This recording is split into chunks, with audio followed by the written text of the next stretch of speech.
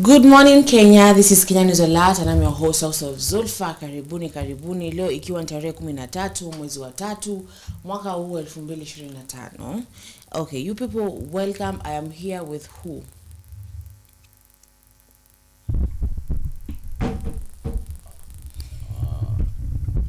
Thank you so much. This is Plain San Felix and I welcome you to the morning tea show. Okay. So, how are you? I'm fine, thank you.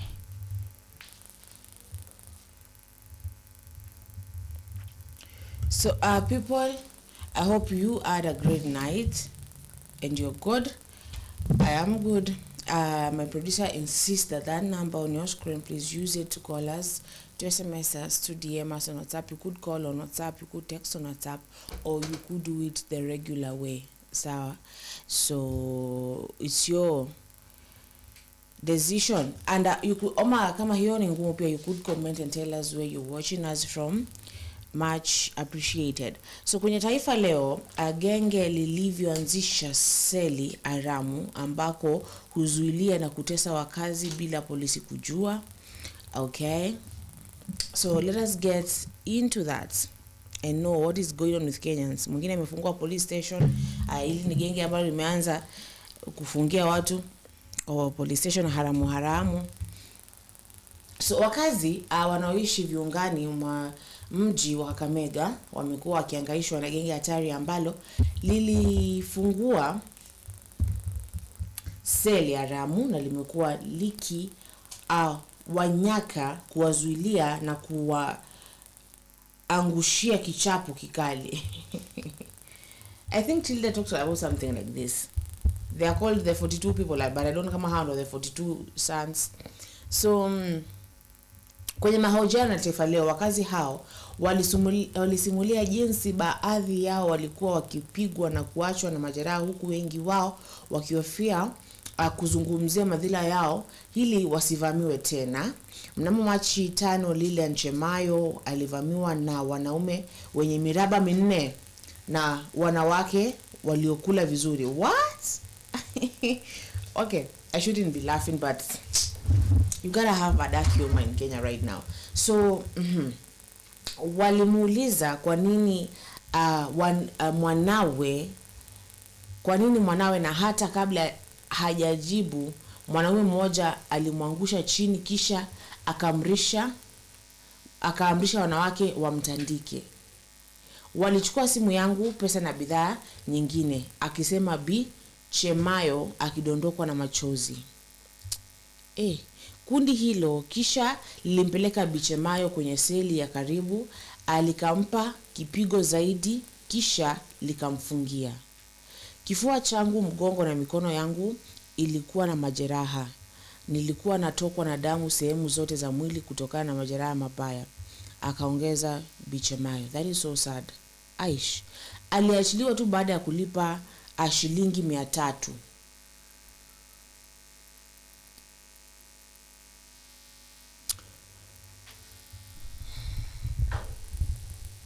Oh my God. Mambo si tofauti kwa Mildred Ayuma ambaye alibebwa juu kutoka mlango wake mnamo Machi 6 kisha akapelekwa kwenye seli bila kupewa ufafanuzi wowote. Nilipofikishwa seli niliwapata mahabusu in quotes, okay? Wengine wakicharazwa viboko. Hawakutuambia kwa nini tulikuwa tukizuiliwa, kwa kuwa walifungua mlango wakatupiga kisha kutoka. Yani you're carried hobela mpaka hiyo seli and you're not told at all what you have done. Unafika unachapwa, and these people are not even authority figures. They are not even police. Ara si mzee wa kijiji. And why is this happening when mzee wa kijiji yako hapo wakati kuna chifu? Why is it happening though? So okay, so walirejea na kuendeleza mtindo huo wa kutupiga kwa siku 3 mfululizo ambapo nilizuiliwa, akisema Bi Ayuma. And are they targeting women? Sababu this is the second woman. So alieleza kuwa seli ilikuwa imejaa giza ilikuwa na kuta ambazo zimepasuka na kulikuwa na mitungi miwili ya maji kisha ndoo ambayo inatumika kuenda haja. What? Are they getting the inspirations from nani? From Mount Kenya School of Discipline? What do you think about this, Felix?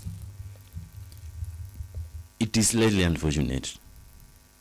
Not only slightly, but totally unfortunate.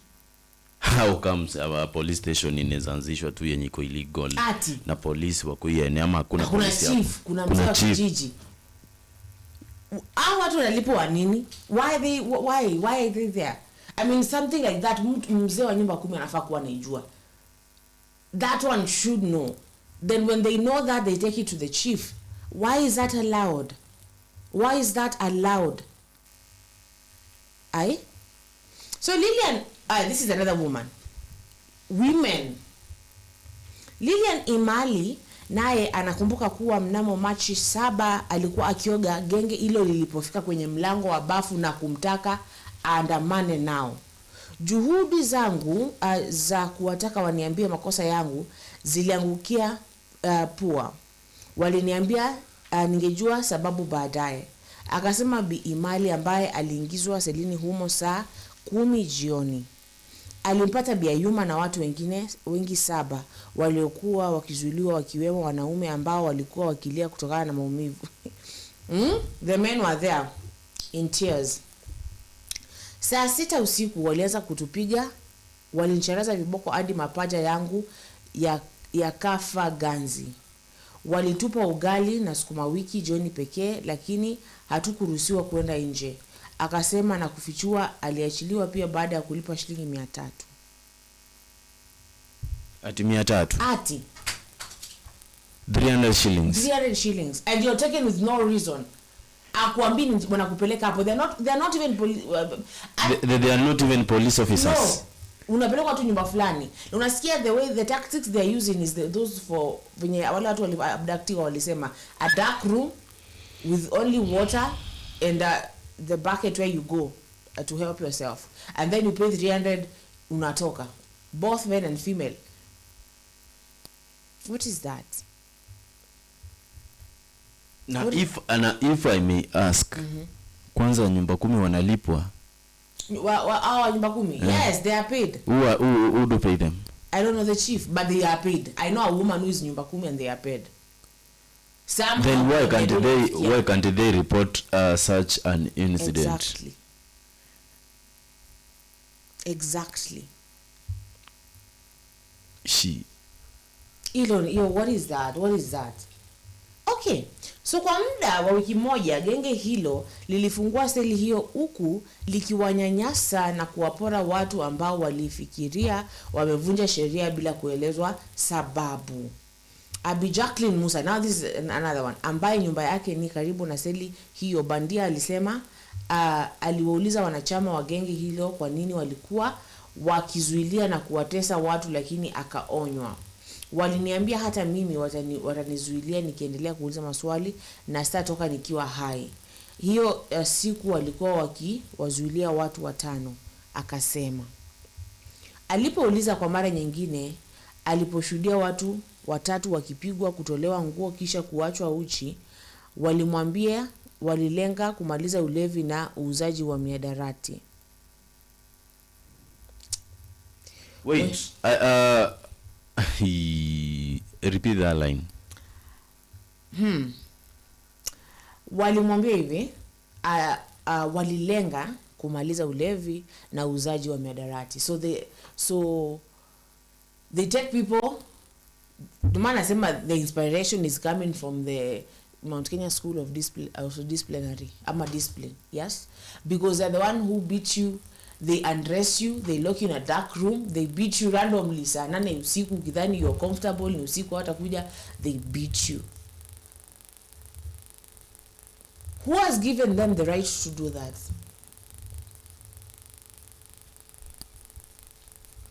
Sasa, let me ask you, how many people wame complain like miadarati hapo hivyo imeleta issue to an extent police wameshindwa kazi, wameanza kusaidiwa? why Kenyans are behaving so funny? But then what is happening to Kenya? No, yesterday when you left, we were talking with Tobias, and he said that a young man was thrown out of a bus because of 30 shillings and he died. A pregnant woman was thrown out of a bus because of 10 shillings and she died. Yani, like, what is happening to Kenya? Utu umeenda wapi? We are becoming monsters. We are becoming just like, I'm gonna say, what can I say? But a bad thing. So wenyeji wanasema kuwa genge hilo lilitumia msingi kwamba mitaa ya mabanda huwa na visa vya matumizi na uzaji wa mihadarati, pombe haramu, dhuluma dhidi ya watoto, kuendeleza shughuli zao za kikatili. Naibu chifu Isaac Ayumba alifahamishwa kuhusu vitendo hivyo mnamo Jumanne na akamfikia mzee wa kijiji, kisha wakafahamisha polisi na washukiwa 6 wakamatwa. Wakati uvamizi uliolenga gengi hilo, watu 9 waliokuwa wakizuiliwa waliachiliwa huru, wengine wakiwa bado na majeraha ya kupigwa. Polisi pia walipata rungu, viboko na kamba zilizokuwa zikitumika kwenye seli. Tukimnukuu Bwana Hayumba, polisi wanawasaka wanachama wa genge hilo na wale ambao walipigwa na kuzuiliwa pia tunawaomba wajitokeze kuandikisha taarifa. Pia tumeagiza mmiliki wa nyumba ambayo seli ilikuwa atoe mwanga zaidi kuhusu unyama huu.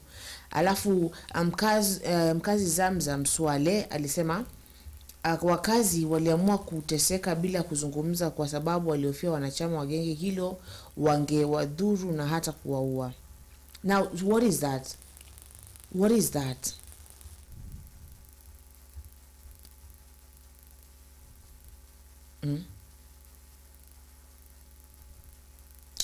Yani, it is just a sad situation. Yesterday is when we heard about the Baragoi thing. That there are people who are coming at night and killing people, walking in daylight. In fact, in daylight, not at night. Daylight, walking into a shop, shooting someone, shooting his children, then going to homes, doing nasty things to people. What are we becoming, though? What are we becoming? It is sad. It is such a sad thing.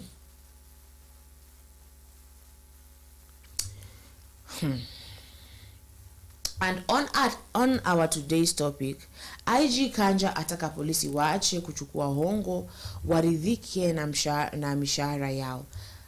Actually, now this is our topic, so I'm gonna read it. So, Inspector Generali wa polisi Douglas Kanja amewaonya maafisa wa polisi dhidi ya kushiriki katika vitendo vya rushwa, akiwataka waridhike na mishahara yao na kutekeleza majukumu yao kwa uadilifu. I think this corruption thing has been here for a very, very long time. I remember kuna time yenye suggestion ilikuja, if possible police their uniforms with no pockets. Yeah, zisiwe na zizikuwe na nini mifuko yani. Yeah, what can you say about that? That doesn't help. Someone will find something. Unaweza vaa hata your innerwear iko na mfuko, ukipewa unaingiza tu kwa huko ndani. So that is nothing. Like for a woman, hata kosa kipewa mfuko, there are many ways to store money. Sawa? So like basically wanafaa kuwa wako na ile camera. Do they have cameras though? Like those ones for US. Yenye polisi inaekagwa hapo, unapata it is recording everything. Na ifai kuzima, ukizima unasema kwa nini ulizima. It is on, it is sending the information back to your station. Everything you're doing. Na hiyo camera iko na voice. So itaonekana ukienda kuchukua. Ina record both footage and audio. Yes. At the same time. And you know that one unaiwashaga ukitoka, so you report to your station, then you go to your place where you are located for the day. So that one inawasha ukitoka. So It is not good. It is not good. Bribes have been taken tangu. I remember someone, I don't know, someone said, sikumbuki nani, we were talking about something. And someone said that, who was this person? In fact, nara nimekumbuka ni nani. Huyu Kichungwa, Mr. Kichungwa. Mr. Kichungwa said, Kichungwa ama Ichungwa? Yeah? Kichungwa. What? Kichungwa. Is them the majority leader. Oh, okay. Ichungwa. Oh, Ichungwa. No, I'm sorry. No, Mr. Kimani Ichungwa. Okay. Hey. Mr. Kimani Ichungwa said that one day when he was in his 20s, he was driving and he met a policewoman and they talked it out. He didn't have to bribe. No, he said he didn't have to bribe the police officer. They just talked it out. How many times have you seen a police officer being given, like, it has become a norm now. You just, unaonaga tu like unasikia tu konda akiambiwa nipe so hapo, nipe chwani, nipe ruabe, and then they talk and then anapewa pesa design fulani. I heard it is inaekwa kwa nini kwenye nitagwaje kwenye license hapo, anachukua chini ya maji anaenda. But it is a thing that has been happening tangu tukue watoto, tangu baba zetu wakue. So I don't know, but sometimes naona kidogo I saw this police officer that alichukua bribe.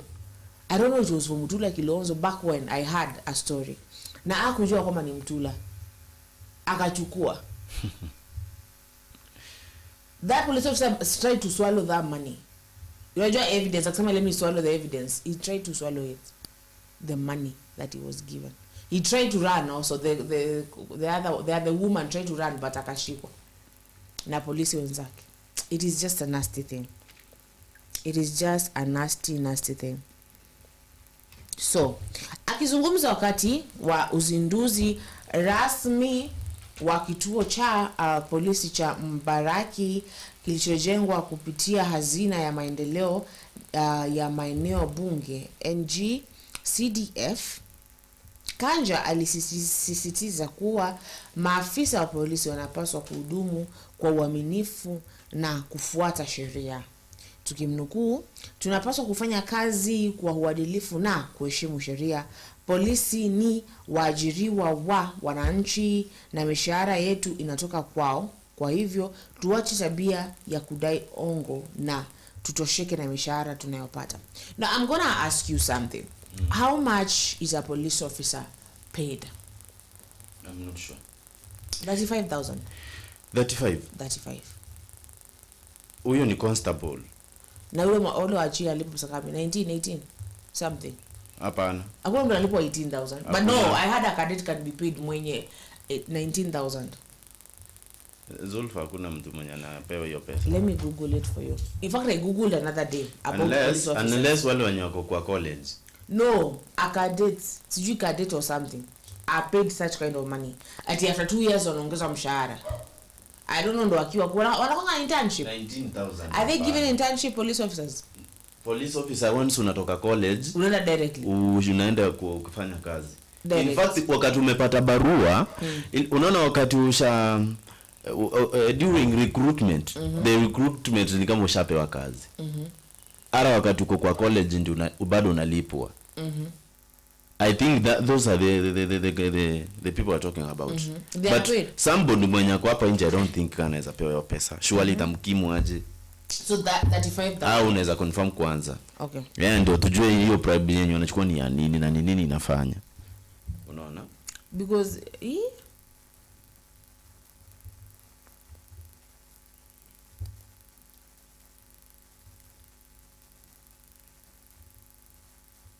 it is very funny. 19,000 sasa, like seriously. 19. Yeah, iwezi. Hiyo ni mambo na rumors labda. Na unajua disciplinary forces are they are given 25k. Let me tell you the truth. Hao ni wale wenye wako kwa college. No, sikia hivi. Entry level salary, the basic entry salary, yeah. What is that now? Entry. I think ukianza unaanzia wapi? 25. Hapana.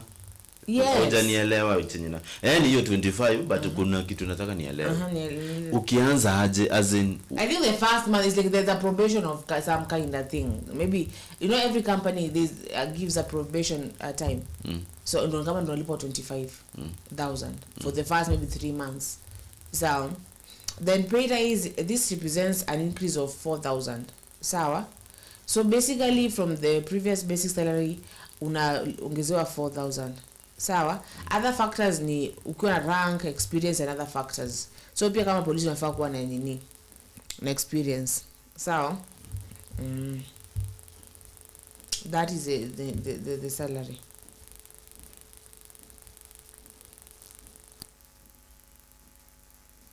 Mbona watu wanatupima?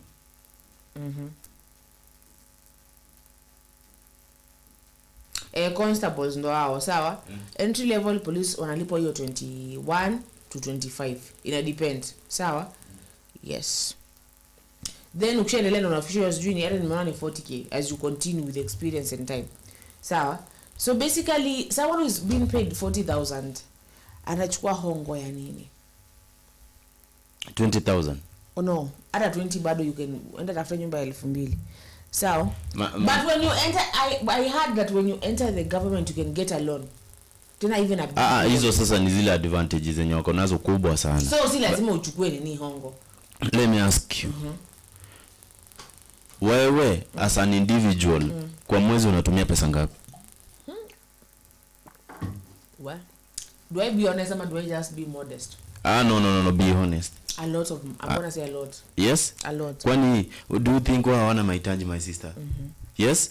Hizo pesa ni kidogo. So you're saying it is good they take the bribe? No. Wacha serikali iko na solution. Ni pesa ngapi zinapotea kwa government? Do you know that they have advantages? Mbona politicians wanalipa pesa mingi kuliko security agencies? Yani disciplinary forces. Let me ask you a very simple question. Does it mean all those politicians wapunguziwe mshahara kidogo? Unajua naweza nisikia hivyo wanitafutie maguns. Anyway, sorry. Graffiti, but either way we said yesterday. Checky. First of all, disciplinary forces, they are doing a very dangerous work as compared to any people in the country. But they are paid as poorly. Ukilisha mbwa wako vizuri ashibe, huwezi ona akienda kuiba omena yenye umeweka mahali. So basically the point is walipwe. Si ni mshahara ndio inakaa duni. Inabidi wa jitafutie mkwanja huku nje. Kitu kaa hiyo.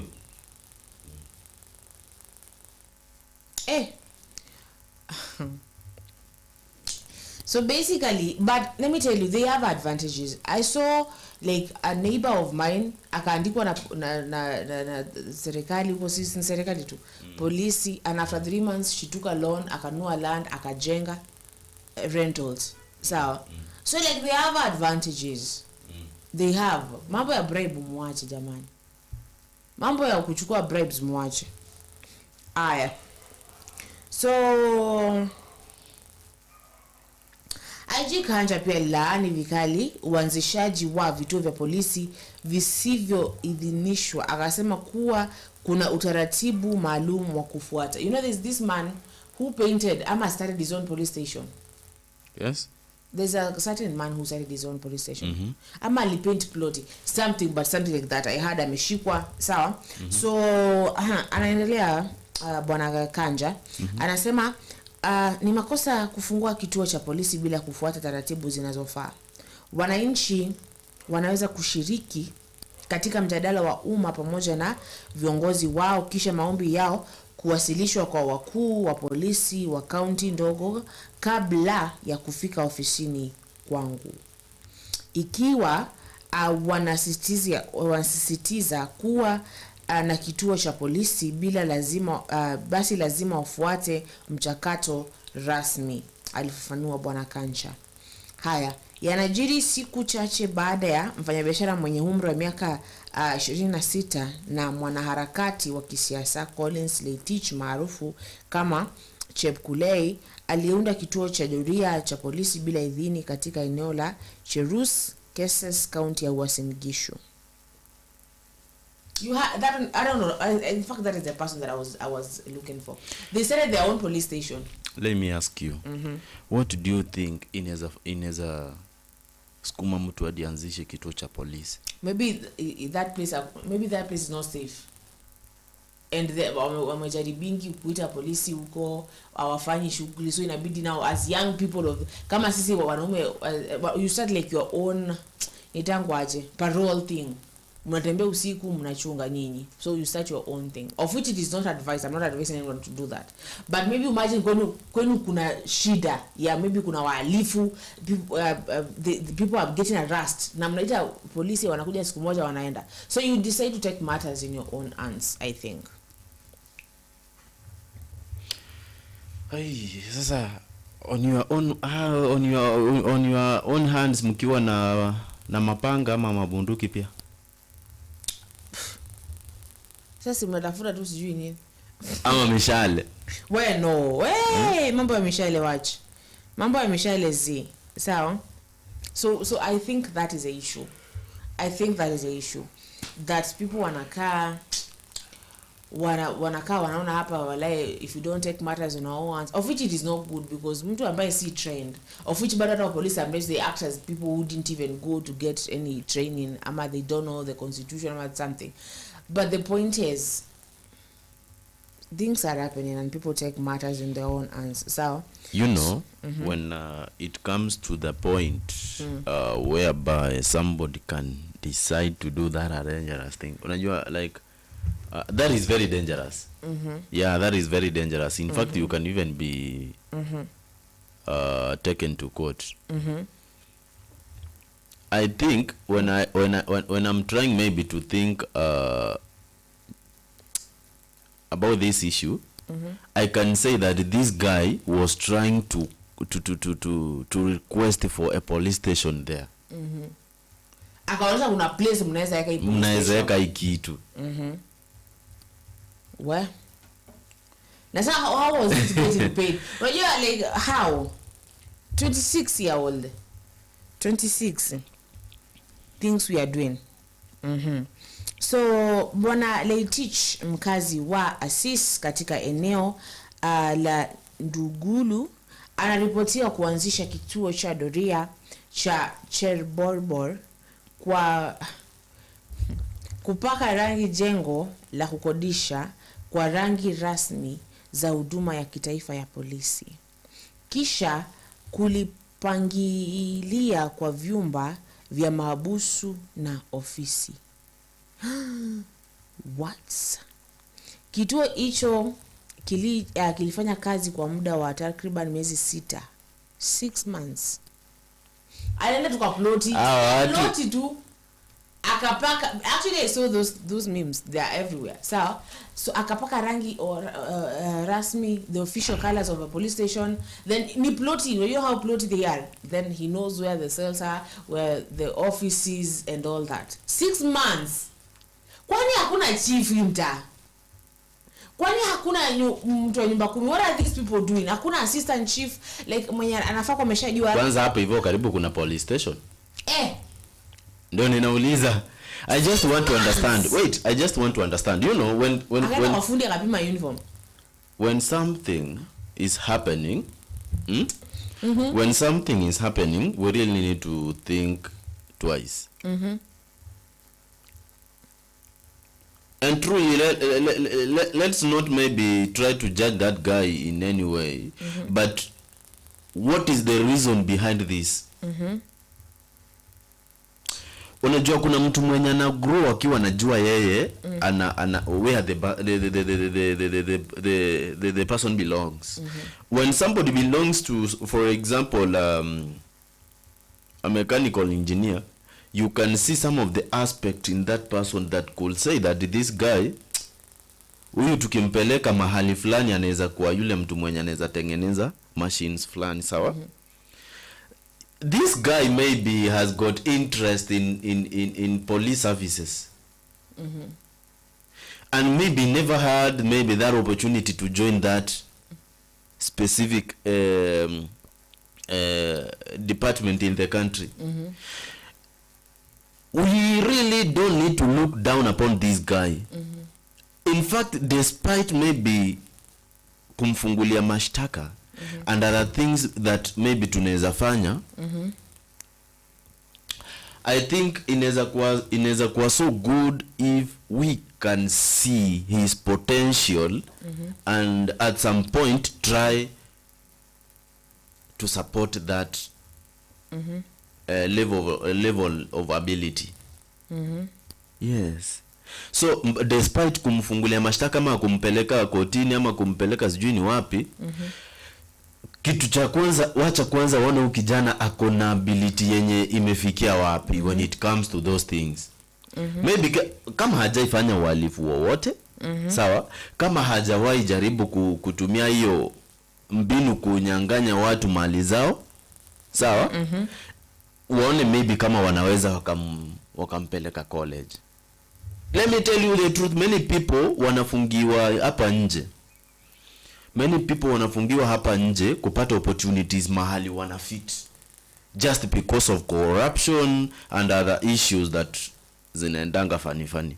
So unapata mtu mwenye anafaa kukuwa mwalimu ndiye kwa polisi. Imagine. Unanielewa? Unapata mtu mwenye anafaa kukuwa mwalimu ako daktari. Yes, true. That one I can say yes. Sasa mtu anaelewa sijui ni nini vizuri. Ako kwa section fulani yenye afai. In this world everybody has got where the person is well fit. Zulfu, unajua wakati unajelewa ni msemo mwenye unakaa mbele ya kamera. Alafu nianze kukuambia sasa nenda ukasaidiane na technician editing. What? Yeah, ni kitu yenye inakaa similar na kitu unafanya saa hii. But ni vitu viwili tofauti. How will you manage to do that and your level of ability cannot allow you to do that?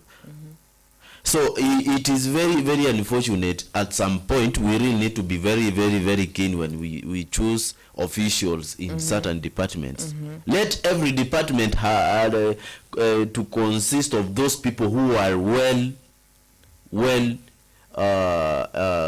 able to provide services from that place.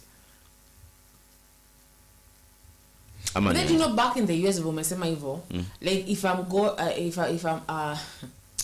I'm caught like hacking or kama vinyale wale hackers wana hack computers and all that, you get employed. If ukipatikana kwa kitu kama hii, you get employed ama they take you to school. They don't just arrest you unless they kitu ya fraud ama all that, unaona, because they frown upon fraud. So ama fraud is frowned upon, kitu kama hiyo. So like this person should be taken to school. Instead of kufungiwa, you'll be fungai in all that ability. It's like that person, you know, there's a person who hacked the accounts of an IG back then, 2018, because I was told by my history teacher. Alikuja akatuambia kuna mtu ambaye ameshikwa alikuwa amehack accounts. Na in fact alikuwa mpaka yani amehack account mpaka pesa, I had even pesa za huyo IG bala zingie kwa account ya huyo za kuja kwake. And that person was arrested. There's this police woman ambaye she killed how many police officers? Tena kisniper, kispy. Did you see that? It was all over Kenya. That woman. But I don't think that one was killed. I think ayo alichukuliwa akaikwa mahali akuwe kama wareke squad ama spy ama kitu. Let me ask you. Yes. A woman? Yes. Police officer? Yeah, kill I think even 11 men. Wapi? Kenya hii. Lini? Uko bado, because I was in high school 2018. I remember our teacher coming to tell us, even showing us the videos of that woman. She went, I think she said that those people used to harass her makitu kama hiyo, and now she vowed she will become, when she used to be okay, but a story was that she used to be like an orphan ambaye alikuwa amechukuliwa na madam ambaye alikuwa anauzaga ile muratina, sawa, and these people used to harass her. Ati walikuwa wanauza muratina? Yes. That illicit brew ama that traditional brew for the Gikuyus. Yes? Yes. And they used to harass her, and she vowed to herself she will become a police officer and she will kill all of them, and she did. Men 10, 1 woman akaua polisi wenzake. Yeah. Every police officer, it's like she was locating them where they are. Used to harass her back then when she was a teenager girl. She once following them and killed all of them. I shouldn't be like, but either way, the only ability ambayo tunafaa compare kwe like as like that when those super spies for Kenya, she would go. That woman did things. That woman, nice. Alifunguliwa mashtaka. And she was killed apparently at the spot. Someone shot her, but we did not see the body. So maybe they took her chini ya maji na akapeleka uenda akakwe sniper. It just became that she was killed and na story imeisha hivyo. Lakini hawaonyeshangi hata wakiwa unajua. Hiyo ni story. Kama mtu akisema Pablo Escobar aliuliwa. So basically IG Kanja amesema ya kwamba watu waache kuchukua. So let me finish to read, then we really get deep into it. Uniambie ni mara ngapi umeona bribe? Have you ever bribed someone? Now I'm asking the people out here, have you ever bribed a police officer to get out of a siege? So miezi 6 bila idhini na ufahamu wa huduma ya kitaifa ya polisi. Alieleza kuwa kufunguliwa kwa kituo cha polisi cha Mbaraki kutaimarisha usalama kwa wakazi wa eneo hilo ambao hapo awali walazimika kusafiri umbali mrefu kutafuta huduma za polisi. Akiendelea anasema nawashukuru viongozi wa eneo hili kwa kuhakikisha kuwa sasa wakazi wa wana kituo cha polisi karibu. Mazingira mazuri ya kazi yanahakikisha kuwa maafisa wetu wanatoa huduma bora kwa mujibu wa sheria. Aidha halihimiza ushirikiano kati ya polisi na wananchi kwa kusema usalama ni jukumu la kila mtu. Wananchi ya polisi wanapaswa kushirikiana na kuhakikisha jamii yetu ni salama. Bwana Kanja pia alizungumzia matukio ya uhalifu yaliyojitokeleza jijini Nairobi baada ya ziara ya Rais William Ruto. Akiahidi kuwa wahalifu waliorekodiwa kwenye kamera wakipora wananchi watachukuliwa hatua kali za kisheria. Naibu Inspector Generali wa polisi Eliud Lagat naye aliwataka wakazi wa Mombasa kushirikiana na polisi katika vita dhidi ya mihadarati, pombe haramu na uhalifu. Tukimnukuu Bwana Lagat anasema hatutaruhusu watoto wetu kuangamizwa na dawa za kulevya. Lazima tupambane na uzaji wa pombe haramu na bangi hadi tutakapozikomesha kabisa, alisema Bwana Lagat. So basically we are told to cooperate with the police. Sawa. How not to give them bribes. But utakosa kupeana bribe. Do you prefer kushikwa ama kupeana bribe, Felix? Wewe on your own, what do you prefer?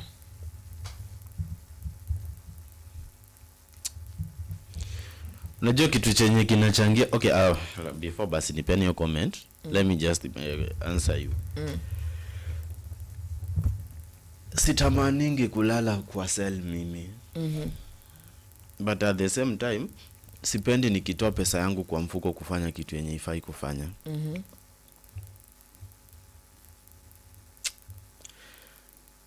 Ni nini hii yenye inaweza nisukuma nipatiane 200 ama 500 kwa polisi? Sawa? Just because of trying to entice the police officer. Do you know that most of the individuals wanaogopa tu polisi hivyo? So the moment wanaona wanaanza kutetemeka, washaanza kuingisha mfuko kwa mkono kwa mfuko. Naturally. In fact unapata huyo mtu hata hakuwa na shida na wewe.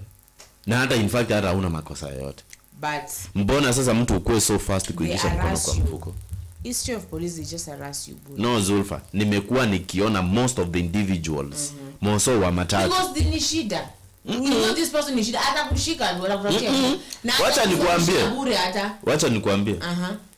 Ni unapata matatu before ikaribia polisi washaanza kutetemeka. Si kutetemeka, wanajua tu tunataka nini. Nisikize. So natural, kwani si kuna wenye wanafikanga wanasema mimi nipeleke koti. There are those. Uniambia aje ni makosa gani niko nayo? Huyo anajua ako fiti. Anajua ako fiti, si ndio? Unapata mtu ako na gari jipya. Sawa? Mtu ako na gari jipya. Maybe ni kitu kingine hata yenye maybe wezi muweka hapo hivyo sana. Ndio anaogopa, inafanya anaogopa polisi. So unapata before akaribia polisi amejitayarisha. The issue of police. Sasa unapata wengine naturally ni kama wanaogopa polisi, sawa? So unapata wakiwaona hapo hivyo kwa roadblock. Ashaingisha mkono kwa mfuko. Naturally amepeana sawa?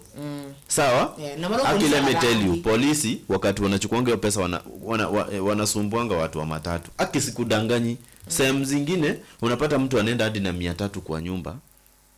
Sawa? Sasa si ni ukweli? Unadhani ninakudanganya? Because they are taking money like hivyo. Ndio ninakwambia. Unapata kwanza matatu kama ya sehemu zingine, achana hapa Nairobi mahali watu wanapanga line kuingia ndani ya gari. Ukienda sehemu zingine kama upande wa kwenda sijui ni wapi, out of the city. Umezoea, unajua hapo unaenda huko Nairobi. Ngong Road. Wengine mnabaki chini, gari inaenda. Sivyo ndo umezoea. My friend, other areas people wanagonga gari maslap tangu asubuhi hadi jioni. Pa. Kisii. Pa. Banaitwa ile sehemu nyingine. Bungoma. Pa. Bungoma. By the time somebody anamaliza siku, the person is very exhausted. Alafu tena akifika hapo hivyo njiani anakurana na polisi. Polisi tena unapata anafanya nini? Anafanya hivi. Yule anaweka gari kando. Anachukua 200, sivyo? Na sehemu zingine huku nchini distance refu wanachukua, they can charge a little amount of money. Unanielewa? So unapata inakuwa slightly struggling. Inakuwa slightly, like seriously ninaweza sema slightly. It is a very very very strong struggle that inafanya watu wana feel exhausted. Mimi sikudanganyi, sehemu zingine let me ask you, conductor sawa ameshirikiana na wale watu wa kupanga gari wanaitwa nani? Manamba.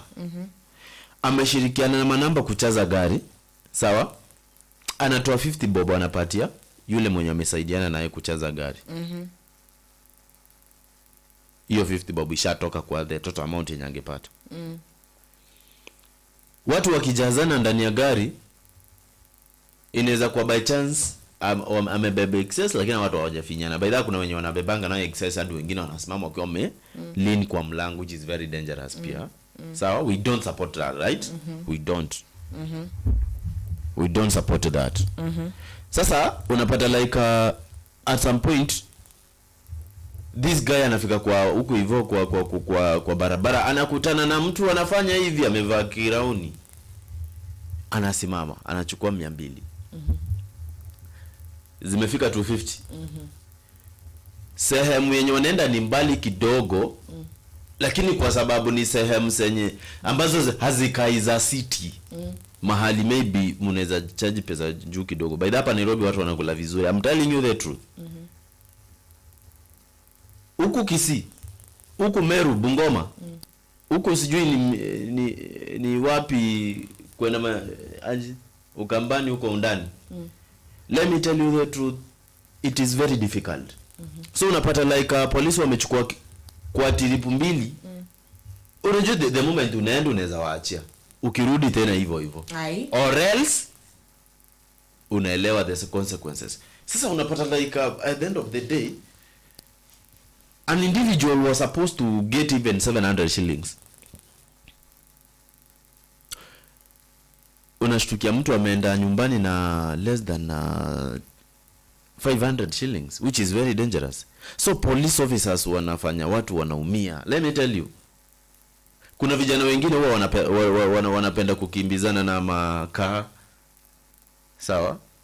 Makaa wanajaribu kujikimu. The moment wanakutana na polisi, the same thing happens. Bribes. Yes. Like he's everywhere ni bribe, police bribe, police bribe. Umeshikwa na bangi, bribe. Umeshikwa na hii bribe. Unauza pombe ambayo ni halifu, bribe. Bribe. That is how these people live. Bribe, bribe, bribe, bribe. Everywhere. Yani like, because hakuna mtu ambaye anataka kupeleka huko ndani. Because in fact uko ndani you will come out with a lot of money.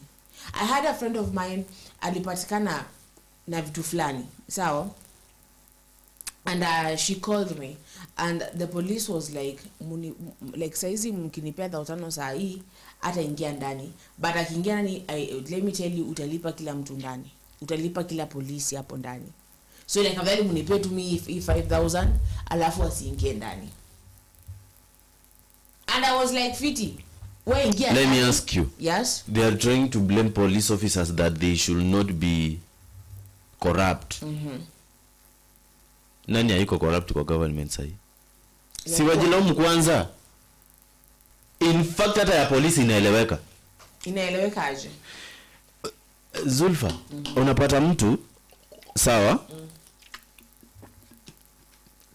Kama hizo nini zenye ulinisomea hapo, the kind of money they deserve. Not they deserve, they get as a salary. Mtu ndio tegemeo kwao, sawa? Yeye ndio first born kwa mfano. Vile aliingia huko familia yote iliweka hopes like kuna mtoto wetu kwa serikali. Na even the way they look people who can maybe have money.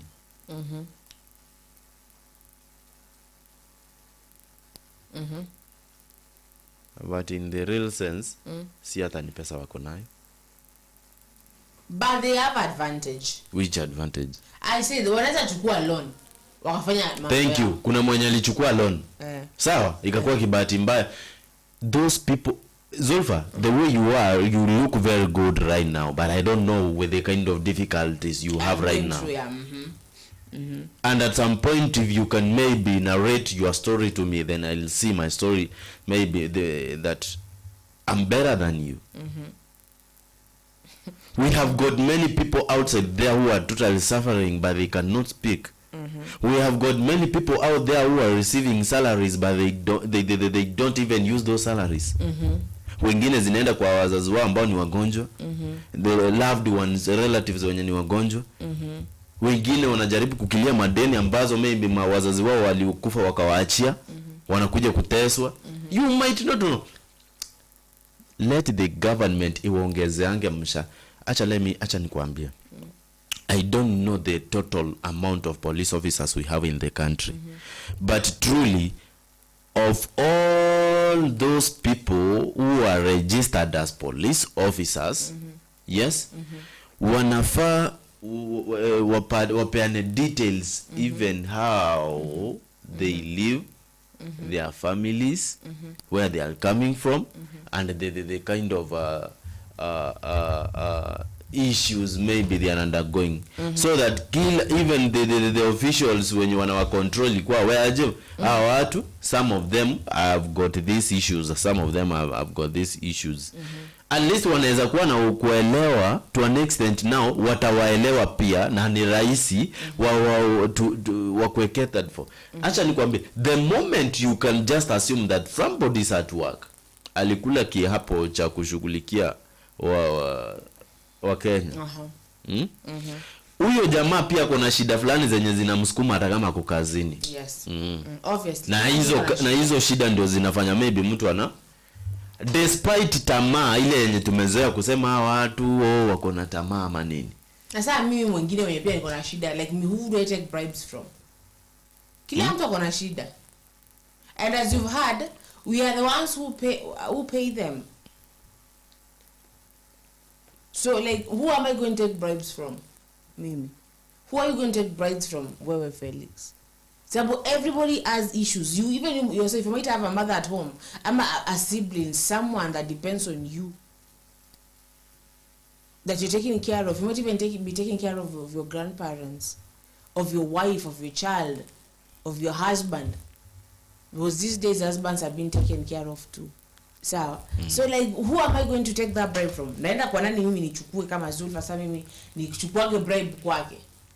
That is using their power tena vibaya, because they have that authority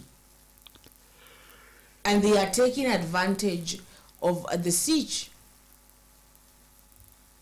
And it is not good. Let me tell you, it isn't. I will never also support that. Yes?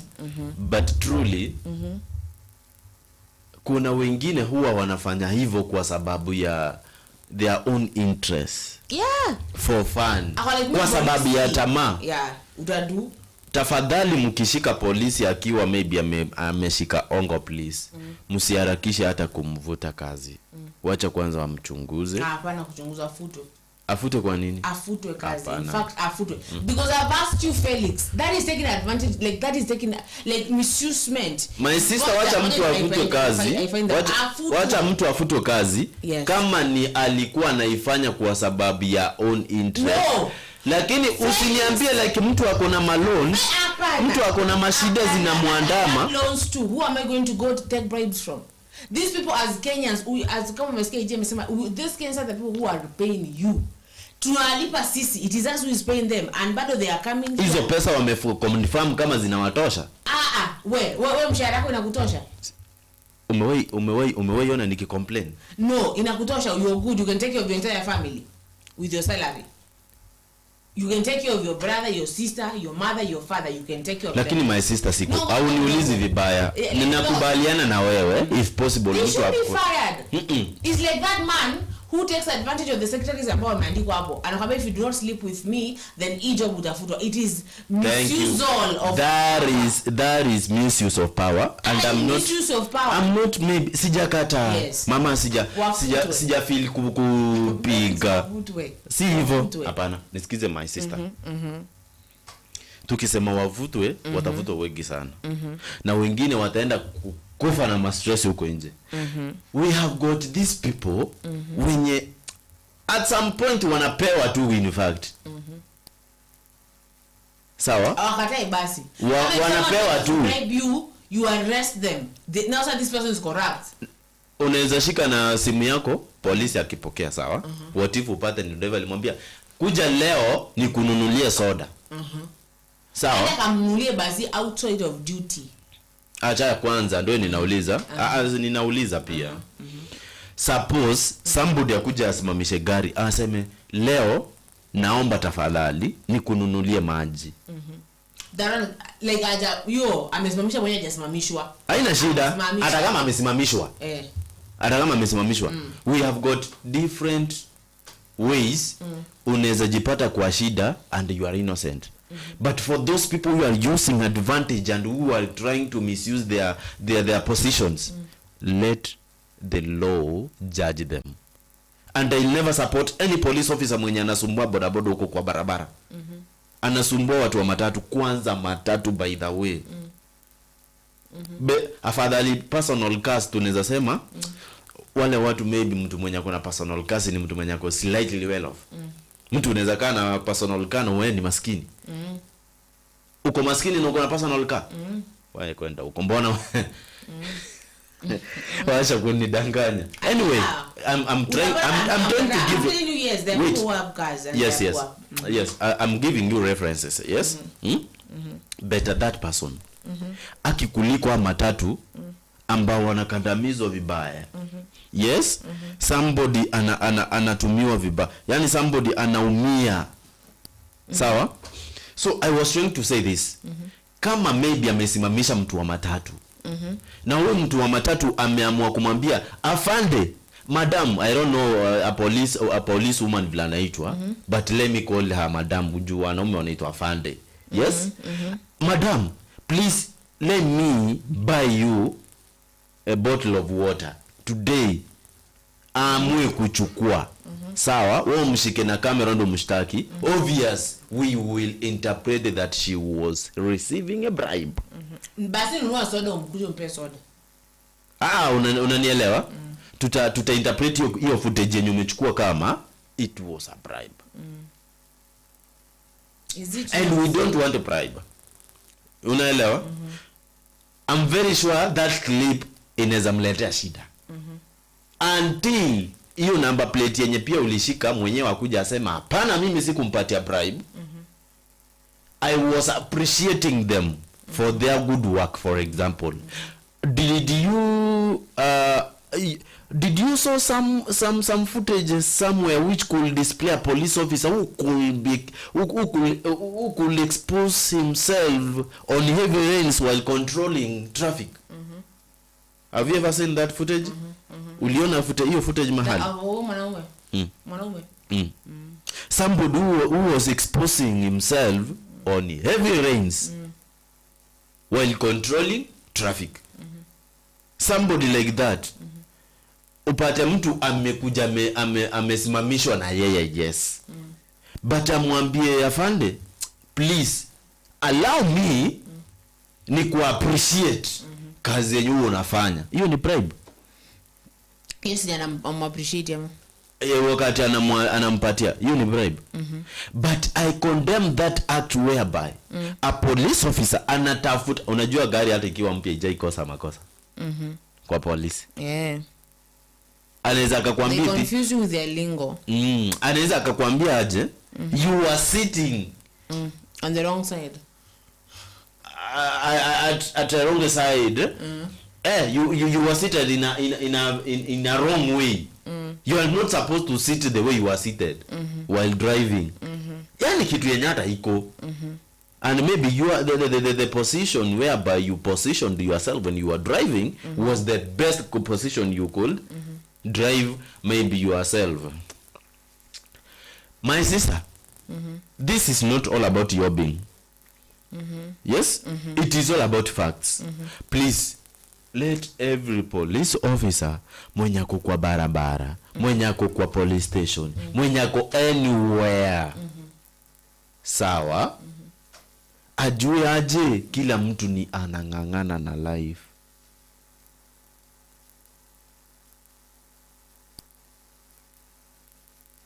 Yes. Yeah. You know, vilikuwa nasema ya kwamba these people should be investigated before they are fired. Let me tell you, Felix, akuna investigation. You know your duties. You know what is expected of you. Akuna mahali ambapo umeambiwa go take bribes. Go take any money. If someone is on the wrong, mchukue, na akijaribu kukupea pesa uongezee hiyo hapo juu. It is tempting because if someone like comes here and hands me and nipea dough, sometimes it is hard to say no. I don't know why money has such kind of power. But the thing is, you know your job. You know you should not take it. But you do take it. Why are you taking it in the first place? Why are you allowing yourself to be bribed? But at this point, I think these police officers expect us to just give them to give it to them. I was telling you something before you cut me short. Like a friend of mine has been caught with some things that were kind of illegal. So, and this police officer she calls me, so I come to that place and we are there, and the police officer are like, who you munipe to like 5,000 asiingie ndani. Juu akijaza leo ni Friday na hata toka mpaka Monday. And ilikuwa kitu saa 1 usiku. So anasema mnipe 5k saa hii ama mnipe kitu mko nayo. Uko like, so like what? I was like, akiingia ndani itabidi ulipe mtu ndo atoke, ndo ulipe pesa nyingi. You can even pay like 30,000. But if you give me 5,000 right now, we shall. And I'm like, you know what? Basi mchukue. Enda na yeye ndani. Go. I always insist. Then my friend is arrested. She is dashed. She gets arrested and she goes to the police station. So now like naenda kumwangalia Saturday, Sunday, Monday, I'm waiting for her to like get arraigned. she doesn't get her rent any Monday, and I come there and I'm like, mbona hakupelekwa basi kotini? Police officer mwenye sana anapata sio so yule aliyemshika ni mwingine sasa on duty. Akolegelea 12,000 atoke saa hii wala wewe na yeye nyumbani. Niko like mimi sina hiyo do kabisa. So we go down. It's like they are so desperate to get something out of you. Let me tell you, I gave that police officer 180 shillings. 180. And my friend got released, and I'm like, it was from 5,000 to 1,000 to me sina do, I swear. Sina anything, sina mi naweza kufulizia tu 180 ako like, wewe fiti na msifanye hivyo. So what is that? What is that though? Apo justice may get served. Is there any justice? Because my friend was on the wrong vibaya sana, like vibaya. Mbona angempeleka kotini? What's up with taking bribes? Because I really can't get from 5,000 ya ule wa kwanza tulipatana na Friday. Today is on a Tuesday. Nimemwambia sina hiyo dhao moja mimi. I don't have it. We went. Na nilikuwa nampimia nione tutaenda wapi. In fact mimi ningemtumia Rachwani. Let me tell you. We go ako like tuma Rwabi basi, niko like sina hiyo Rwabi. I swear na kufulizia 180. And they took that 180 and my friend was released. And I sat with myself and I'm like, are you serious? Like basi kama huyu ni ametoka na 180, how many people do, hata maybe hata kuna watu ambao wanauana huku nje na they not even arrested, wanaambiwa hata do fulani tuachane na hiki tukusaidie kuzika hii mwili.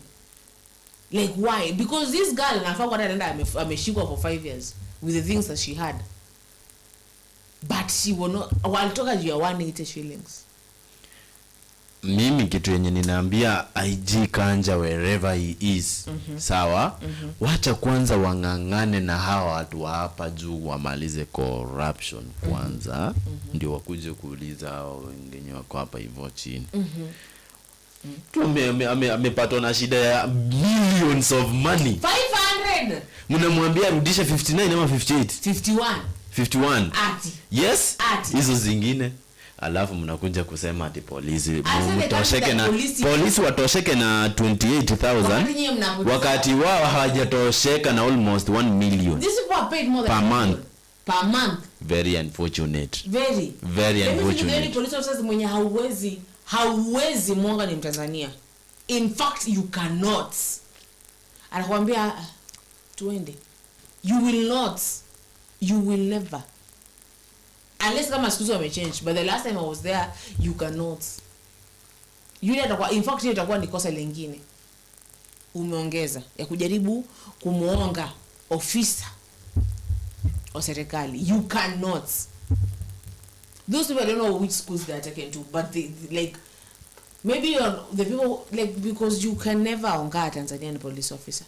And I'll tell you, saisi jaribu uende pale and try to do that. They do not take it. So I think these people should be taken to the same schools as those.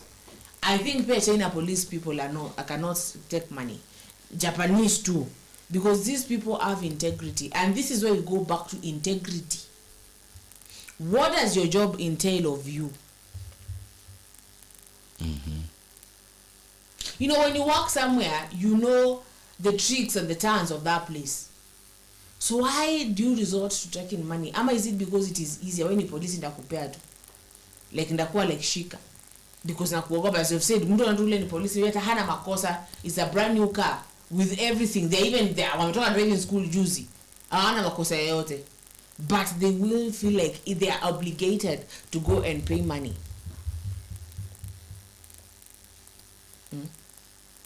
Na hii kitu ya kufungua ma police station, I think uko somewhere Sugoi, there's a place there where police officers that place, ebuni kuuliza ile place ambayo ukienda Kisii unapiga kona pa nitango aje. It is a very dangerous place. Hapa nitango aje hapo.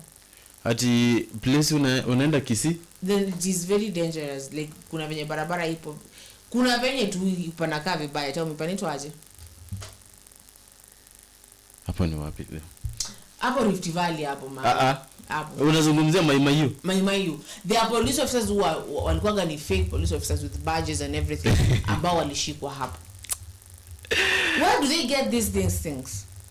Mimi sikia kitambo ulikuwa sikia back that kuna vionda na police station unalipa 1,000 unapewa uniform. What is that? So like hakuna shida, unapewa uniform una patrol. Me like I know a friend of mine used to do that every Friday lazima afanye hivyo. Unajua ndio watu wanaenda kupati.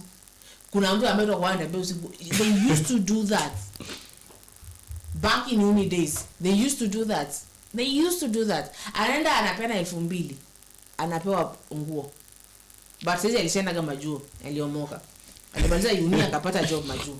But they used to every like Friday ilikuwa hiyo ndio jad. Na that is what they're going to do. Kwa like Zulfa nataka tuende utapewa uniform, tunatoka hapo na by the time nafika 6 tutakuwa tuko na mkwanja.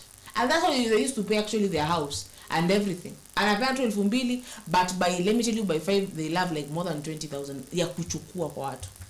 Anashika mtu ameenda kupati na demu yake, inabidi wewe shika hii doa tulia chini. Tuma mpesa, tuma kwa mpe huyo. Imagine and like ask yourself, ni polisi mgani anakupea pay bill utuma? I don't know. Hivyo akamaliza mpaka like the lawyer akamaliza law school, alipata a job majuu. Jamaa aenda omba msamaha Mungu. That's how they survived. Imagine. That is very dangerous. Unaweza uliwa na nani? People once they see that uniform, the moment they see that uniform, ndo hivyo, they are afraid. Because yeye anachukua anapewa rungu na anapewa hiyo ile that black ni wanavaaga, sawa? Anapewa this to be, I'm sorry I'm saying this even to be given mpaka ile ni but with no rifles, sawa? That is it AK-47, that one that they carry.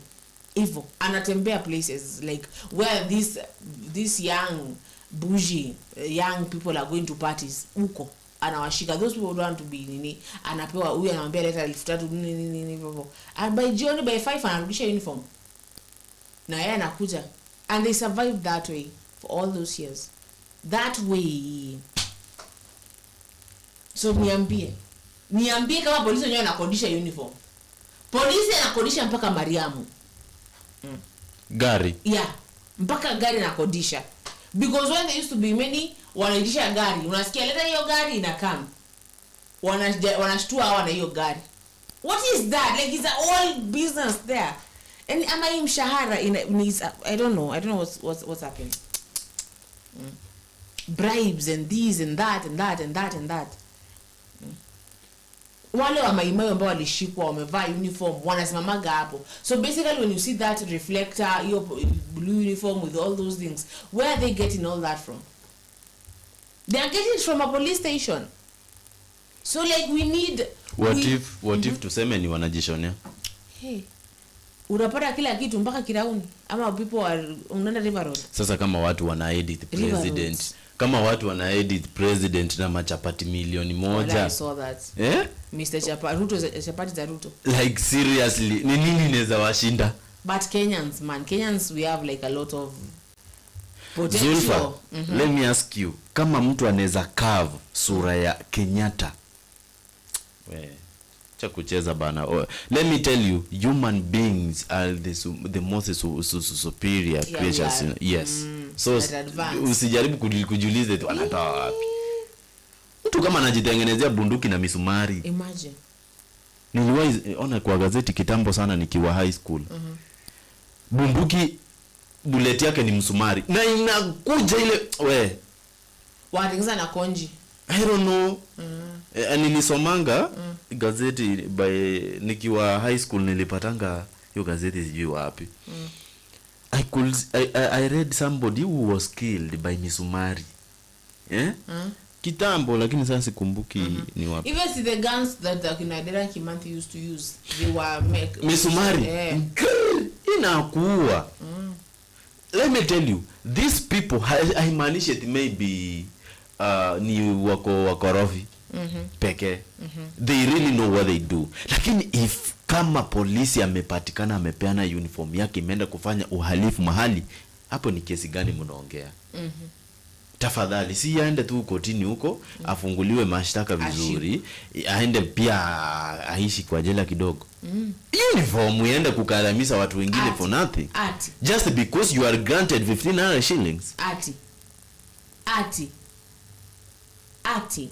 any sometimes you look at like how desperate are these people. Ama is like afadhali uishi na madeni kuliko kukanamiza watu wengine. Imagine giving out your gun.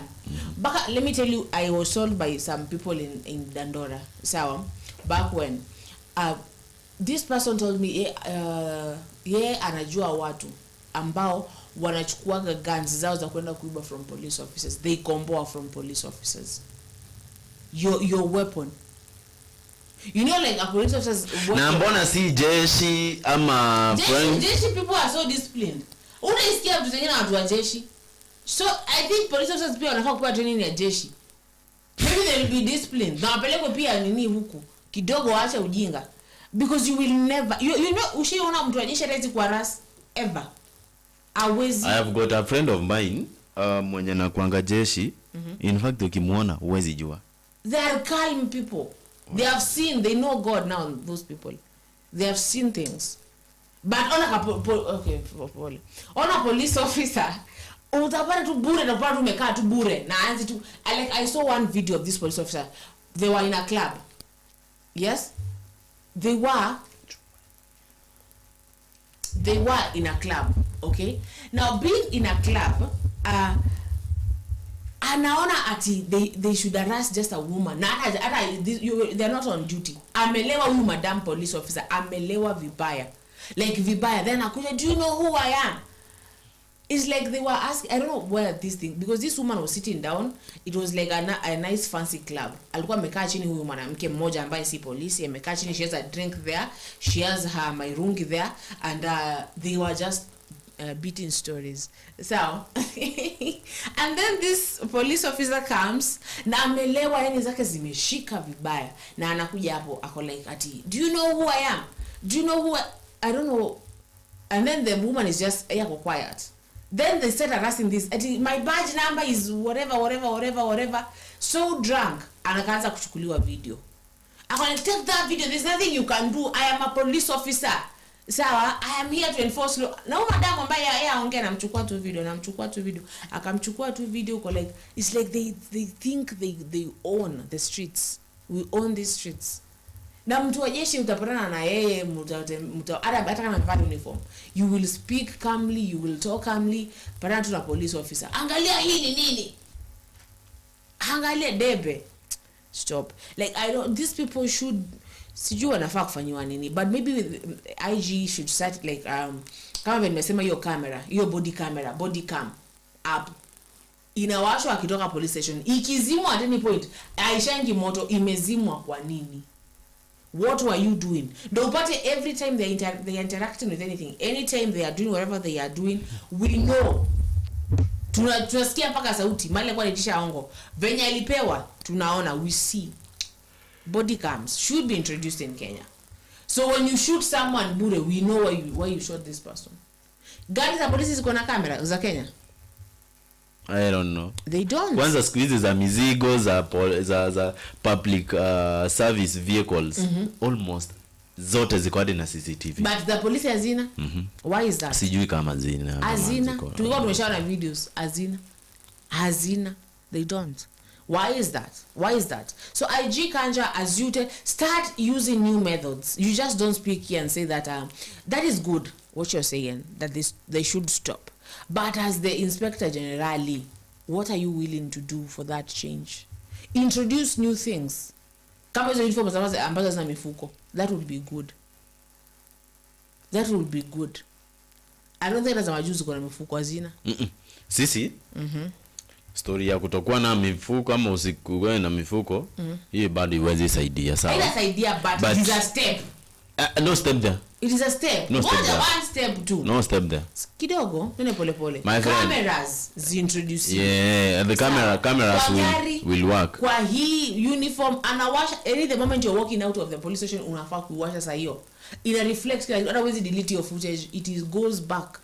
Unless amwanze pia corruption huko nyuma, mnaanza ku delete hizo footages huko ndani nyie wenyewe. Una get?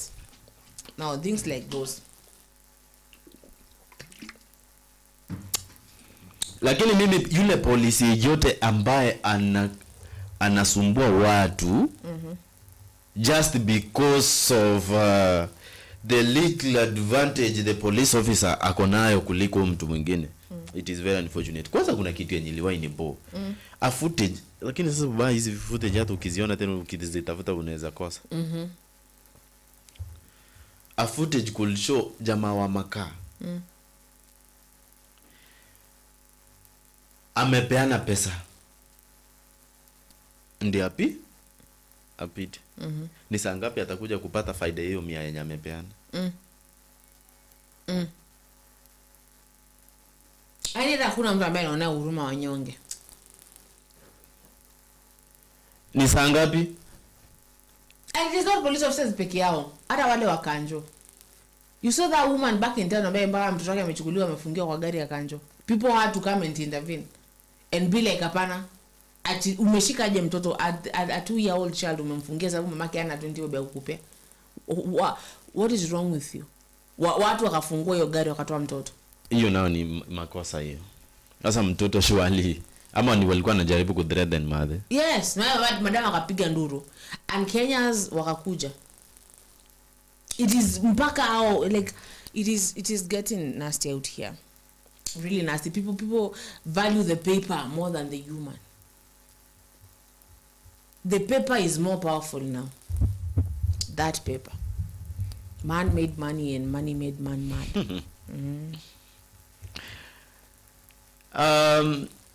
You know, at some point, despite the kind of difficulties you may go through,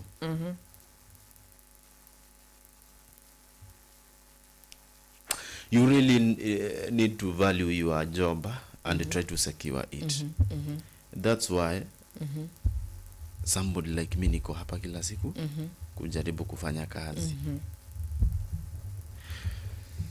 Ukizoea kazi yako, that will be the moment umeanza kukaribia kuilose. Ukizoea, unajua kuna yale mazoea unakuwa nayo kwa kazi, that will be the moment unaanza kulose kazi yako. So wakati unapata police officer, wala like seriously, jamaa amebeba makazi yuni gunia 4 kwa pikipiki.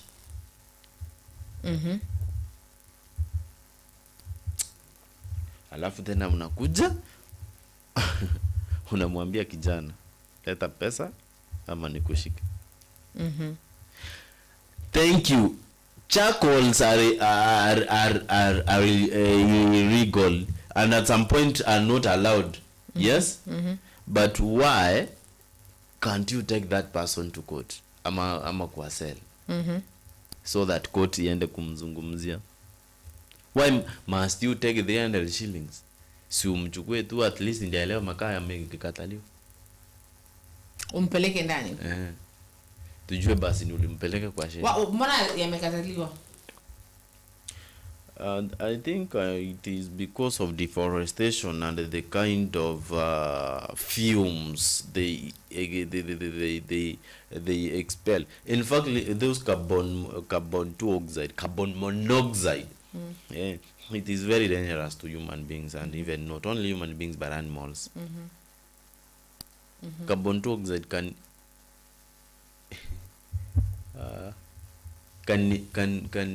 do what?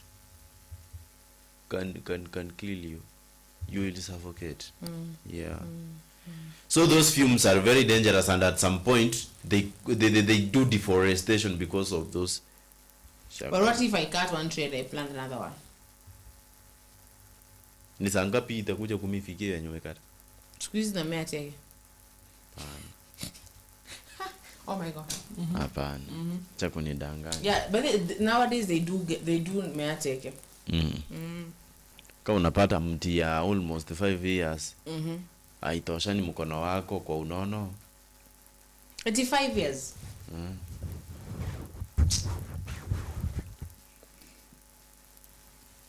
I'm telling you what I know.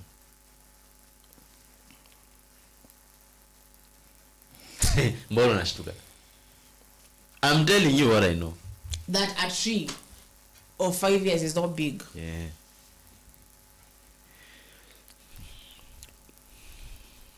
Miti si kama mahindi yenye inamea mbio mbio tena ina. But I know a tree of 3 years that is bigger. Big aje. It is big. Like kamekuwa karefu of 3 years, I know, because I saw it being planted. Ilipandwa 2021 upper deck, and it is refu now. Like a child could sit under it. Yes. Kuna miti siku hizi ambayo imefanywa ukarabati.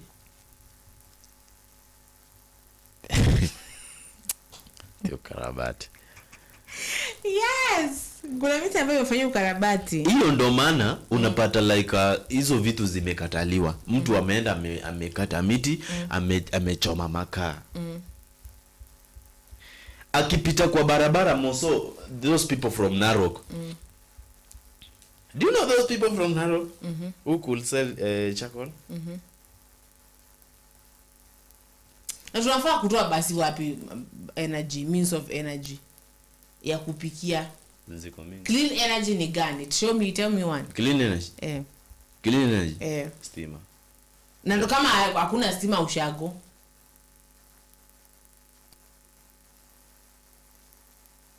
Okay. So like when they say do not sell makaa, it gets I don't know how. Sababu like what is happening? Where people need these things, so tuache tu watu wa but I'm telling you unaona kitu yenye inakatizia mostly ni wakati mtu kama huyu ana struggle hana any sort of employment and any opportunity yenye anaweza kuwa nayo, alafu namnyang'anya nini makaa yake. It is a tricky situation. It is a very tricky situation, because kuna mtu ambaye mimi najua, kuna madam ambaye awaliuzaga makaa until watu wakasoma wote wakamaliza kusoma. So let people be. It is not good to deforestate because atupata mvua, lakini either way, what are the clean forms of energy? Kuna hiyo ya ng'ombe, kuna hii nasikia ya M-Copper at their gas is clean. Kuna sijui intawa M-gas. Kuna hii nyingine intawa hii unaenda it's like it's a gas, then you go with a tin intawa aje ya blue, a tin ya blue na yake wazini intawa aje yo kitu intawa aje, I forget. But either way, people do need a means, and these police officers should stop taking bribes, watafute other things to do. They atosheke na salary, because kuna mtu ambaye alipagwa mshahara ya 7K na atosheka nayo, anaishi hivyo. Ama what do you say about that? Umeongea ukweli. Umeongea ukweli, lakini the fact is polisi wacha ongezewe pesa at least bana, hata 10,000. Ndio wakatazwe wakiwa na mwenye anaenda kuwakataza, kama ni Kanja mwenye anawakataza Zulfa, awakataze akiwa na reason ya kuwakataza. Si tuliwaongezea mshahara ya 10,000, tena shida ni gani? Yes, si eti wakandamize na kuwanyanyaza ndio baadaye kuja kusema eti tosheka, na wao mamilioni ndio wana ina hard sana, ina hard. But like people should be satisfied. I'm saying there's someone who is paid 7,000. Unapata huyo mtu maybe ako na mtoto, because me I know this lady that ambaye ni dada wa kazi, na huyu dada wa kazi they are paid, I'm gonna say 85. They are a single mother. They pay school fees for that child. They do everything with that. Na mtraki kwanza, in fact mtraki utadhani kama ambaye mamake anafanya kazi ya 100,000. Unaona? Wanatosheka. I think it is just greed. Greed. They just want what doesn't belong to them.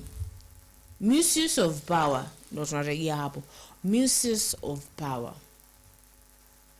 They want that, they want this. They wanaona tu wanafaa kuchukua because I have the badge. You know, a badge that either you don't even get to see. Because that is the first thing that a police officer should show you. This is my badge, but they do not. Patikana na bangi, peana tu 50 bob. Ndio hivyo. patikana hata umebeba sijui guns unaenda kuuza, peana tu 1,000. Upatikana on the wrong side, peana. And this way you find that many perpetrators have not been brought to account because bribes. Like I know right now, if I like I could just smoke anywhere na nipeane 200. I could do this na nifanye. I could play loud music near school na ni bado like nipeane sijui pesa ngapi. People, I used to hear that clubs should be or shouldn't be opened near schools, but you see them now being opened near schools. Why is that? Bribing everywhere it is bribes. Like, and not even in churches right now, bribes. I haven't had bribes in mosque, but you find bribes. Felix, what would you say about that? Acha kila mtu awajibike. Wacha kila mtu awajibike na kila mtu ajue chenye anafaa kufanya. Usitegemee changu juu maybe umefinyika, pia mimi nimefinyika kivyangu. Yes, that is my word. And it is a good word. It is a good word. Sawa, kila mtu atosheke na mshahara wake basically venye huko. If you feel that is not enough, change careers, go search for something better for you to do. Change careers. Do not go harassing people. Like, tutaacha kukua corrupt countries kugani if every time, every second. Hiyo ndio hata message yenye iko hapa najaribu kuangalia. Ananiuliza hivi. Exactly vile umeniuliza. Let me read. Tutaacha kuwa corrupt lini kama kila kona ni bribe. Polisi wanakatazwa wasichukue ongo na kuna wenye wanachukua ongo. Guy. We are on the same meta science.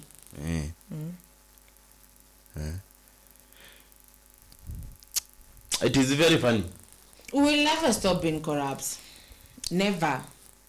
As long as every corner, every place, it is bribe. Like you could, let me tell you right now, if you just have the right words and the right kind of amount, you could get away with anything and everything. And that's what I'm saying. Utapata people will never be bought to accounts. Perpetrators atakuanga tu anatembea huku nje because like unasikiaga tu pedi yupo. Maybe I went somewhere, sawa, and that place I went, unaona polisi wametoka hapo. So you're running thinking, oh God, I'm gonna get arrested. And sawa, wametoka hapo. In fact, wana restock. Polisi wana restock kwa pedi. Polisi wana restock. Ile wamekusanya huku nje, they have their own pedi that peddles their drugs. Wanatoka ndani kwa evidence. Hiyo inakaa disguising. Felix, what is happening? Sasa anakuja ku restock. This is their pedi. So you feel safer buying kwa pedi wa polisi. You feel safer because that one now at least you know you are protected. Sawa. So if that is that, if kama polisi ndo hawa, then Kenya we have got a very long way to go. Yes. Mombasa kama mirungi imenyimwa, ufai kununua. Maybe wakati wa Ramadhani wataanza kuuza because most of the Muslims survive with it. Nini? Mirungi.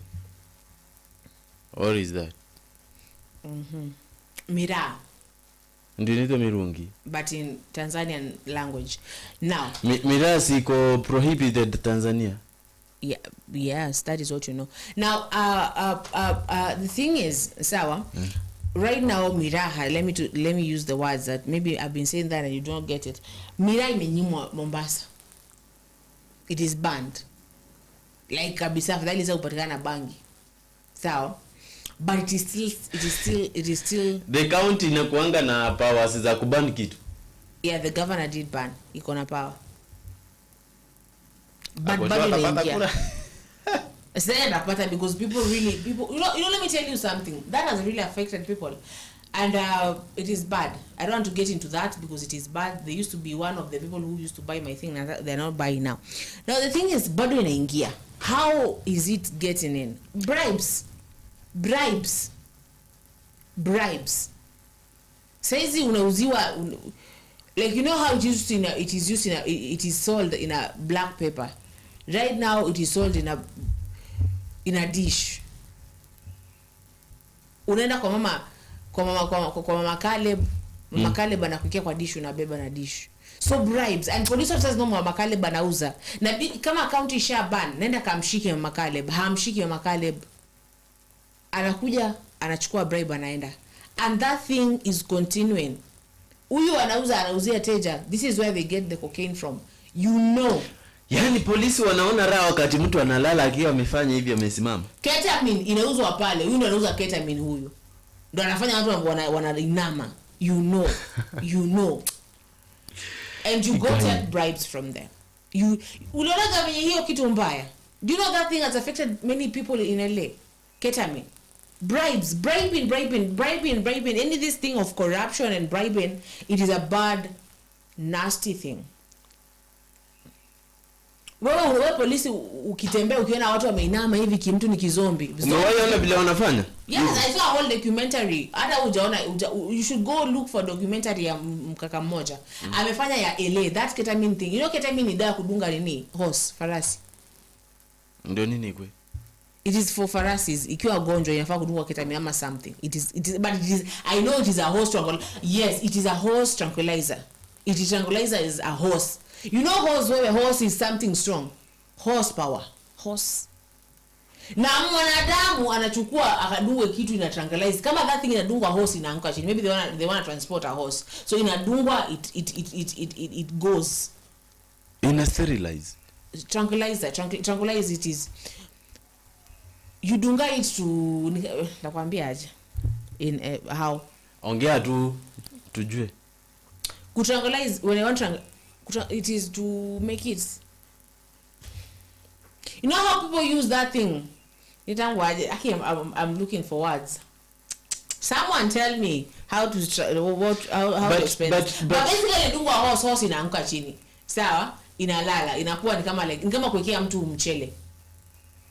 You know mchele, ama should I start explaining mchele? Mchele ni nini? Si mchele ni ya kukula.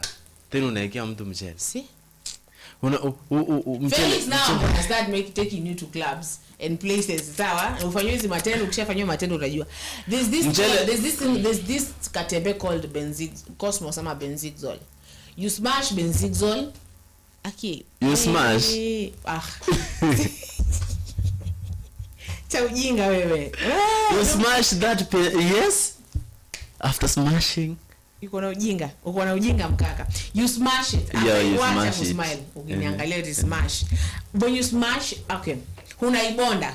Sawa, unaibonda ile tembe. Yes. But in English it is smash. Kuna smash. Unaibonda ile tembe. Ukishaibonda you take it. Kama ni wewe Felix nakutaka na kuona uko sawa na kuwekea kwenye drink yako and then you go, unless there's a friend of mine who uses those tembes akaenda kuwekewa, so you get high. Unless you use drugs you will get high. If you have never used drugs, someone is innocent as you just kufa, you don't die, but you get tranquilized, sawa. So that is the thing. Now people use that ketamine on their bodies.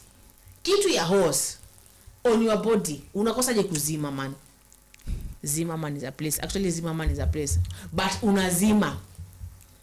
Hi, Zulfa. Hi, Gypsy. Hi, Zulfa. Hi, Gypsy. Tilda is not today. Tilda is not on. Is not in. Hi, Gypsy. But I will say hi to her.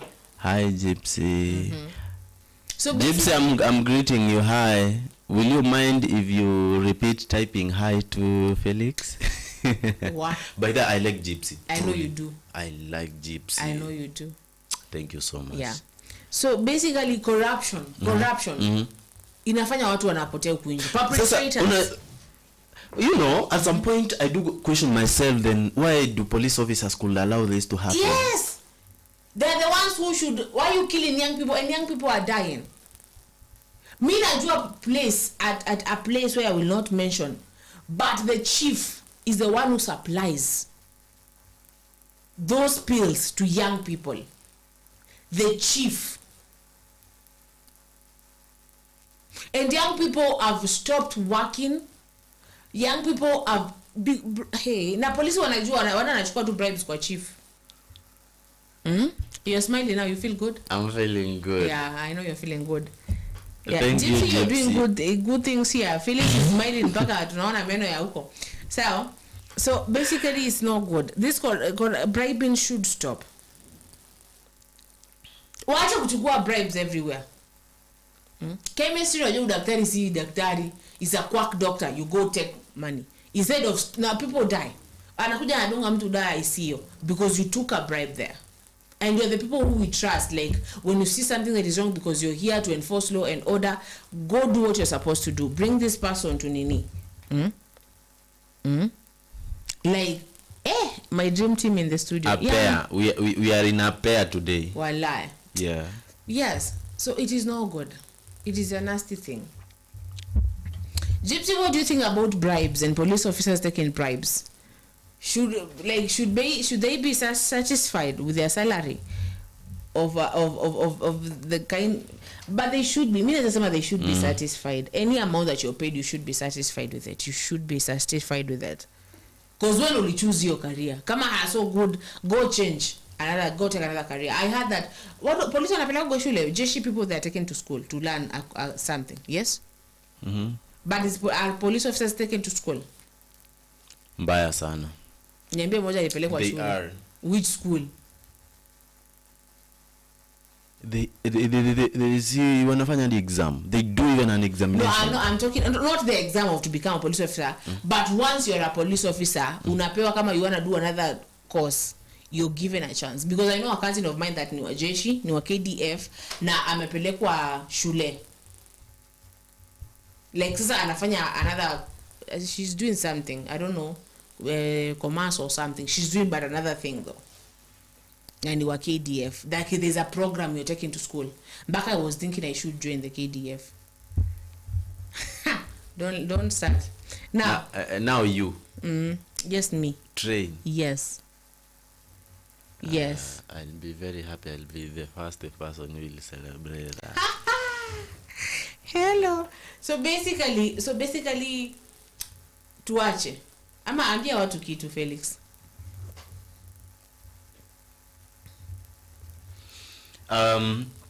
I was trying to share my ideas with my fellow Kenyans. Yes. Don't allow yourself to fall into this trap. Whereby you can just give your money to police officers because you fear them. Is there any other option? Yes. Umesema when you cannot go to a cell. You cannot survive. No, you will go there. Okay. You will go to the police station. Yes.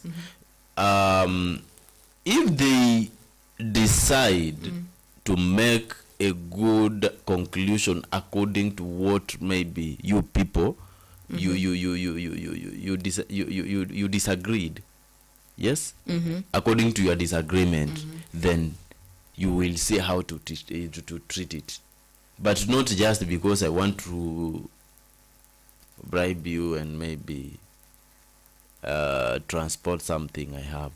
That will be very dangerous. This is the same issue which is going on, and you have already said something like that, right? Yeah. So the police officer, let that person do his work genuinely. Yeah. Coming and threatening me or now fearing you, now you are going to take me to cell. I have no even any problem. You have never given out a bribe ever. Me usually I know my rights, sawa, and I don't know if it is that ego or because like I have like 100,000 lawyer friends, sawa. So anytime a police officer will come and be like, "Oh Zulfa," I'm like, just take me in. Yeah. Gypsy anasema, Zulfa, I don't like any bribes. Yes, the people giving them bribes are not helping; they are part of the problem. True.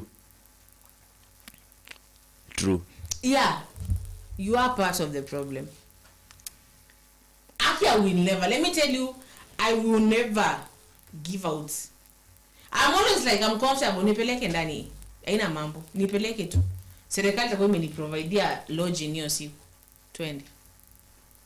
I will go. And then when I'm there, I'm like, do I get my one phone call? Yes. And then I call a lawyer friend of mine. And I'm like, fit. Because I will not give out money.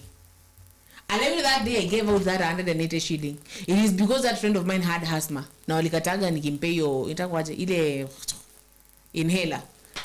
And she was like, I'm not going to spend another night here. Nime spend 2 days here. I cannot spend another one.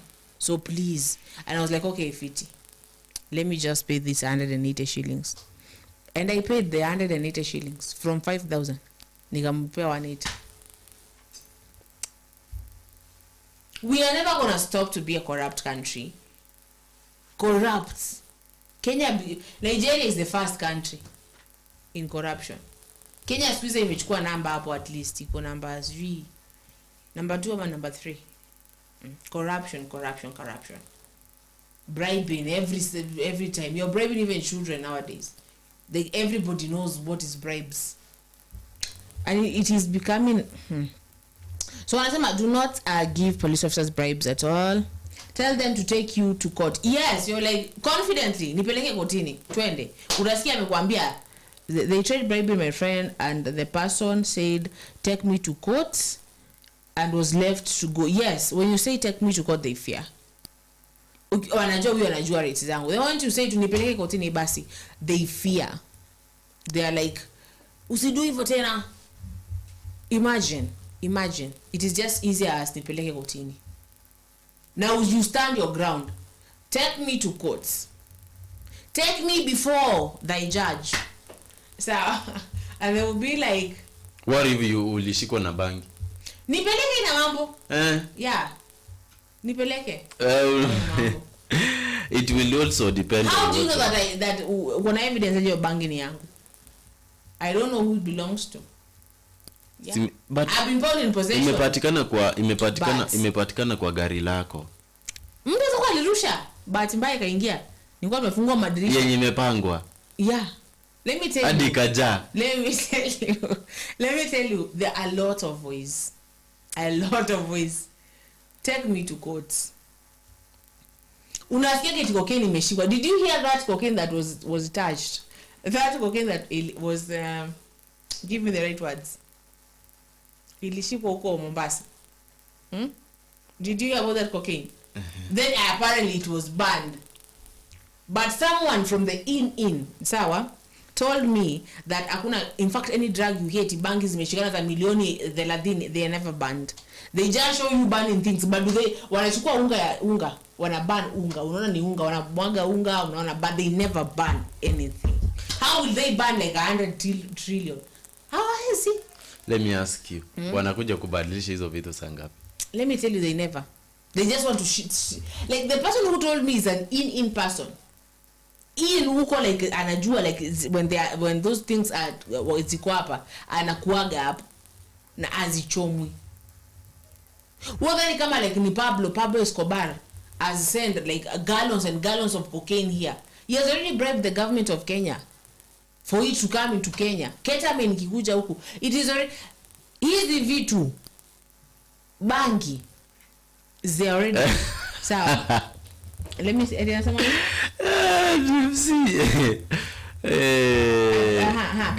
place in the world where now they are saying that Kenyans have turned Nigerians. It is true. Nigerians used to be the most corrupt people, like the most corrupt people. Like I had even someone in Dubai telling me that even now Nigerians have been chased out of Dubai. Those people are corrupt and rude people, and now we are becoming those people. I used to say tunakuja kuwa Congo, tunakuja una jam, but it is true. We are becoming like those countries now. We are there in fact.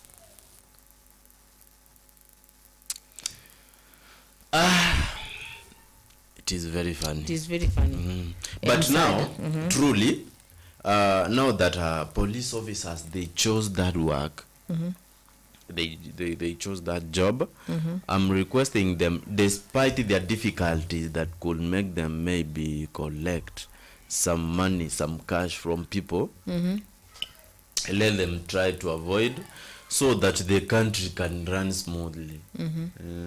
They are by taking someone's 200 shillings, you have you are going to cause strain to this person, because the person is going now to strain to regain the 200 shillings back. And remember, spending is very easy, but getting the money is very very difficult. It's just like me. My glasses got issues. Now trying to get money to buy the exact glasses will take me time. It'll take you time. You'll have to see again. I'm trying to figure out that person who is giving out 300 per trip to police officers, 200. How much is the person losing? It is a lot of money. At what time maybe the person is the person going to regain the money back? It will take time. It will take time. It will take time. So we are actually out of time. What would you tell people? I love you guys, and let us be very careful in wherever we engage. And at some point, we really need to be one another's one another's keeper, something, I don't know. Yeah, but don't allow somebody to be exploited because maybe the person has no power to control that issue. Yes, let us live peacefully and let us avoid corruption in general. Thank you so much, guys, and this is Airplane St. Felix. Thank you. And this is Zulfa. Thank you, Gypsy, for joining us. Thank you, everybody that was viewing, everybody that sent a message to Mr. Felix. We thank you. Let us meet here at 12. We shall be here with Sema Nasi with more enticing, juicy gossip. So why are you looking at me like that? So, yeah. It's Miss Zulfa. Bye-bye.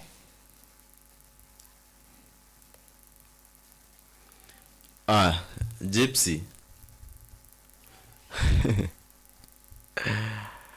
Gypsy. Gypsy has done what? I'm requesting the producer to give me only 1 minute at least to answer Gypsy. What happened to your glasses? Too much partying. Yeah,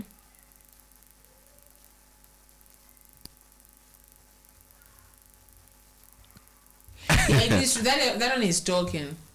We must have to go someone speak keeper. Yeah? We must have to be your brother's keeper. Yeah, and maybe you can never be your brother's keeper right now. If I start following you around, utasema nakufanya nini na kustalk?